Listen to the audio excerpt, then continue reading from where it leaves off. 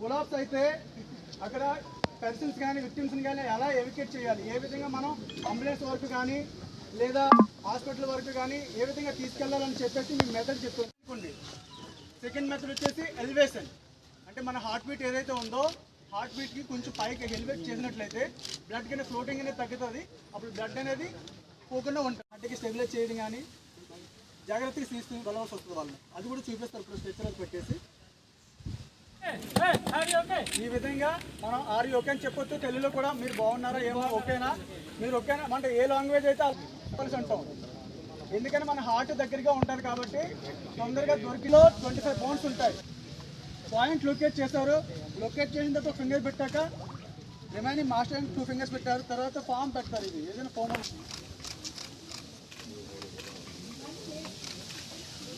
2 hands పెట్టి మన body weight ఏదైతే ఉందో టోటల్లీ ఎవరికైతే మనం సిపిఆర్ ఇస్తామో ఆ వ్యక్తి పైన పడాలి. అలా పడినట్లయితే డెప్త్ లోపల కంప్రెస్ అవ్వాలి. అలా 2, 3, 4, 5, 6, 7, 8, 9, 10, 11, 12, 13, 14, 15, 16, నిమిషానికి 30 times 18, 19, 20, 21, 22, 23, 24, 25, 26.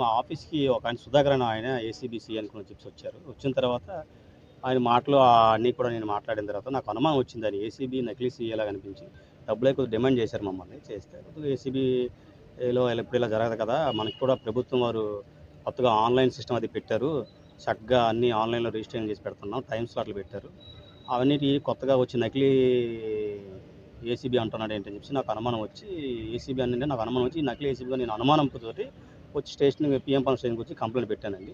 ఆయన అరెస్ట్ చేసి ఆయన ఇంటిగ్రేట్ చేస్తున్నాను పిఎంపాలెం పోలీస్ స్టేషన్ వారు. అంతే. ఎన్ని గంటలకు వచ్చారండి? ఏంటండి ఎన్ని గంటలకు వచ్చారు, ఏమని అడిగారు? వచ్చారండి. మీకు మీ మధురవాడ రిజిస్టర్ ఆఫీస్ విషయంలో ఏసీబీ ఎటువంటి ఇబ్బందులు లేకుండా మీ అందరికీ మీకు మీ ఆఫీస్ ఎటువంటి ఇబ్బంది లేకుండా మేము చూసుకుంటాను, నేను ఇలాగ ఏసీబీ సిఐ సుధాకర్ అని చెప్పేసి చెప్పడంతో నాకు ఆయన అవతారం మనిషిని చూస్తే పోలీసుల వ్యవస్థలో ఏం కనిపించాలి నాకు. ఆయన వెంటనే నేను వచ్చి కంప్లైంట్ పెట్టేశాను. ఆయన్ని పట్టుకోవడం కోసం ఆడి విషయాలు ఏంటో రాబట్టడం కోసం ఆయన లంచ్ కూడా పెట్టేసి చేసి మాట్లాడానండి. సార్ ఒక ఆయన వచ్చారండి, ఒక ఆయన వచ్చారు, నా దగ్గర వచ్చారు. గతంలో మీ మీద ఒక ఏసీబీ ఎంక్వైరీ జరిగిందని, ఆ ఎంక్వైరీ మరొకసారి ప్రస్తావించారని తెలిసింది ఎంతో? లేదండి అలాగేం ఎత్తలేదు.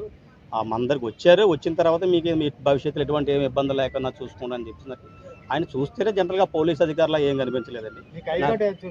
ఏంటండి నో ఐడి కార్డు ఏం చూపించారు. 5 లక్షలు డిమాండ్ చేశారు, కానీ మనం అవి ఏం చూసినంటే అర్థమైపోయింది ఆ అబ్బాయి పోలీస్ కాదని చెప్పి అర్థమైపోయిందండి. వెంటనే వచ్చి నా ముందు ఎప్పుడైతే అర్థమైందో వెంటనే వచ్చి స్టేషన్ కంప్లైంట్ ఇచ్చారండి. వాళ్ళు స్టేషన్ వారు ఎంక్వైరీ చేస్తున్నారు. పట్టుకున్నానండి, పట్టుకుని కంప్లైంట్ పెట్టిస్తామండి అన్ని. Thank you very much. ప్రభుత్వంలో ఎమ్మెల్యేలు కానీ మంత్రులు కానీ ముఖ్యమంత్రి కానీ ఒక రైతుని ఎంత హీనమైనటువంటి పరిస్థితుల్లో ఎంత నీచంగా చూస్తున్నారంటే అనేది ఇవాళ కళ్ళకు కట్టినట్టు అర్థమవుతుంది. ఇవాళ అకాల వర్షాల వల్ల ఇవాళ ఏదైతే మామిడి రైతులు ఉన్నారు ఇవాళ పంట అంతా చేతికొచ్చి ఇవాళ డబ్బులు చేతికి వచ్చే రూపంలో ఉంటే మామిడికాయలన్నీ కూడా ఈ అకాల వర్షాలకు రాగిపోతే కనీసం వాళ్ళకి నష్టపరిహారంగా ఇచ్చే పరిస్థితిలో ఇవాళ లేదు. అలాగే ఇవాళ కోకో రైతులు ఇవాళ కోకో సాగు చేయండి అని ఇవాళ దళారీ వ్యవస్థ అంతా కూడా ఏకమై ఈ కంపెనీలందరూ కూడా రైతులతో బలవంతంగా ఈ అంతర్గత పంట కింద కోకో మొక్కలు వేయించి కోకో పంట రాగానే దానికి గిట్టుబాటు వచ్చే పరిస్థితులు లేదు. అలాగే పొగాకు రైతులను చూస్తే అలాగే ఇవాళ ఏదైతే మా నాయకుడు వైఎస్ జగన్మోహన్ రెడ్డి గారు ఏదో కడప జిల్లా రాయలసీమలో ఏదైతే అరటి తోటలు నష్టపోయినాయో ఆ రైతుల దగ్గరికి వెళ్లి పలకరించితే మళ్లీ ఏది ఇప్పుడు వరకు కూడా ఆ అరటి రైతులకు పంట నష్టం ఇచ్చే దాఖలాలు లేవు. అలాగే మా నాయకుడు వైఎస్ జగన్మోహన్ రెడ్డి గారు మిర్చి యార్డుకి వెళ్లి ఇలా మిర్చి రైతులు పలకరిస్తే ఏదో ఆ రోజు ఏదో పలకరించిన దాని మీద కేంద్ర ప్రభుత్వానికి ఒక ఉత్తర్వులు రాసి ఇదిగో అయిపోతుంది అంటున్నారు. కానీ ఆ రోజు నుంచి ఈ రోజు ఏమైందనేది రైతులకు చెప్పే పరిస్థితుల్లో ఈ ప్రభుత్వం లేదు. ఇవాళ మా నాయకుడు వైఎస్ జగన్మోహన్ రెడ్డి గారు ఇవాళ రైతుల దగ్గరికి వెళ్లి రైతుల పక్షాన అన్ని విధాలుగా పోరాటాలు చేస్తుంటే ఇవాళ మా నాయకుడు ఇవాళ మా కార్యకర్తలందరికీ ఇవాళ ఒక సూచన ఇవ్వడం జరిగింది.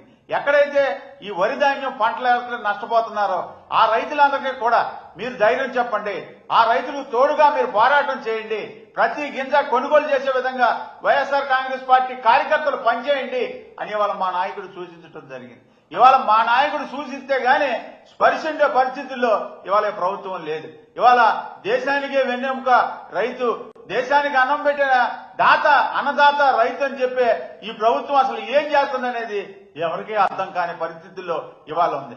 ఇవాళ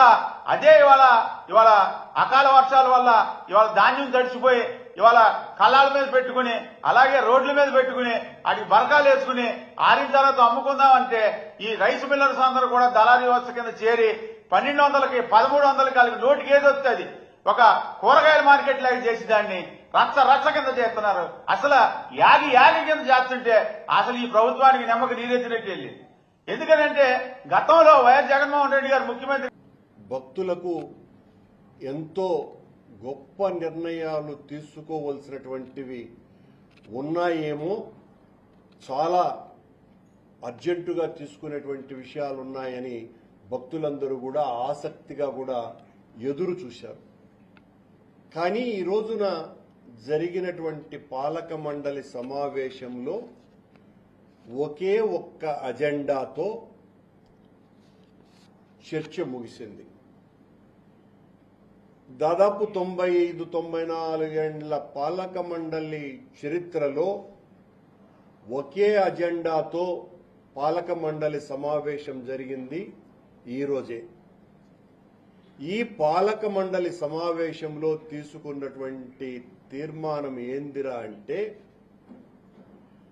అలిపిరికి అంటే శ్రీవారి పాదాల నుంచి 4 కిలోమీటర్ల ఆవల ఉన్నటువంటి ఏపీ టూరిజం శాఖకు సంబంధించిన 31 ఎకరాల స్థలాన్ని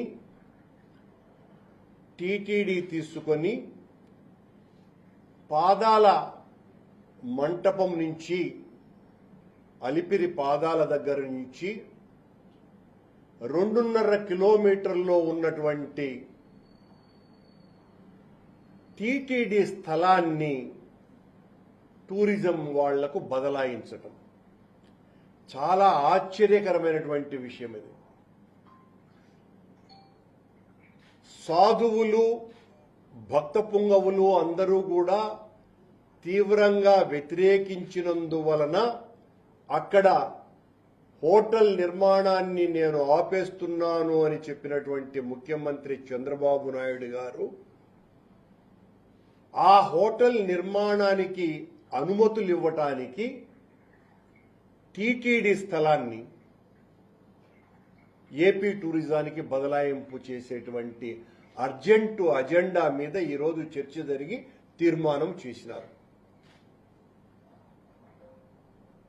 ఈ రకంగా ఏ కారణంగా అయితే పెద్ద ఎత్తున ఉద్యమం జరిగిందో, మా ప్రభుత్వం ఆ హోటల్కు అనుమతి ఇచ్చింది అని చంద్రబాబు నాయుడు గారు చాలా యాగి ఆయన ప్రతిపక్షంలో ఉండగా చేశారో, అదే చంద్రబాబు నాయుడు గారు అదే హోటల్కి తిరుపతిలో మరి ఏపీ ఎన్జిఓస్ రాష్ట్ర అధ్యక్షుడిగా పనిచేసినటువంటి మిత్రుడు బండి శ్రీనివాసరావు గారు, అదేవిధంగా మరి శ్రీకాకుళం జిల్లా ఎన్జిఓస్ సెక్రటరీగాను పెన్షనర్ సంఘ నాయకుడిగాను పనిచేసినటువంటి మన బి ఉమామహేశ్వరరావు గారు, అదేవిధంగా మరి రెవెన్యూ సంఘంలో అనేక పదవులు అలంకరించి మరి పదవీ విరమణ పొందిన తర్వాత మరి ఆయన ఈ రోజున మరి ఇక్కడికి రావడం జరిగింది. విజయసింహారెడ్డి గారు ఫ్రమ్ చిత్తూరు జిల్లా, అదేవిధంగా తోట సీతారామాంజనేయులు గారు, ఆయన కూడా ఎన్జిఓ సంఘ నాయకులు కృష్ణా జిల్లా. వీళ్ళందరూ కూడా మరి ఇప్పుడు ఈ రోజున మరి ఉద్యోగులకి ఎంతో సేవ చేసి రిటైర్ అయ్యారు.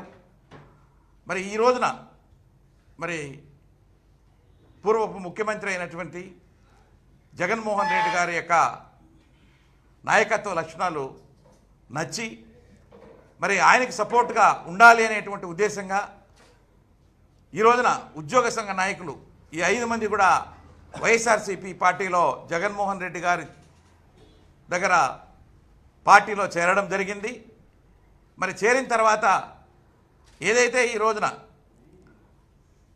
మరి పార్టీకి అనుబంధంగా YSRCP employees and pensioners wing ఏదైతే ఉందో ఆ వింగ్ను ఇంకా బలోపేతం చేసి రాష్ట్రంలో ఉన్నటువంటి ఉద్యోగస్తులు, అదేవిధంగా పెన్షనర్సు, అదేవిధంగా ప్రజలందరినీ కూడా మరి ఈ రోజున ఏదైతే జగన్మోహన్ రెడ్డి గారు ప్రజల కోసము రాష్ట్రం కోసము కష్టపడి పనిచేస్తున్నారో ఆ విషయాలన్నీ కూడా ప్రజల్లోకి ఉద్యోగస్తుల దృష్టికి తీసుకెళ్ళి మరి రాష్ట్రాభివృద్ధి కోసం పాటుపడాలనేటువంటి నెపంతో వీళ్ళంతా కూడా ఈ యొక్క మేధావి వర్గం ఈ రోజున పార్టీలో చేరారు. వాళ్ళందరినీ కూడా నేను పూర్వపు ఎన్జిఓ అధ్యక్షుడిగా, అదేవిధంగా పార్టీలో మరి ఎంప్లాయీస్ అండ్ పెన్షనర్స్ వింగ్ అధ్యక్షుడిగా వీళ్ళందరూ కూడా స్వాగతిస్తూ మరి ఆ సందర్భంగా సుబ్బారావు గారు, బివి సుబ్బారావు గారు, అదేవిధంగా బండి శ్రీనివాసరావు గారు ఒక 2 మాటలు మరి వాళ్ళ ఈ సందర్భంగా మాట్లాడతారు.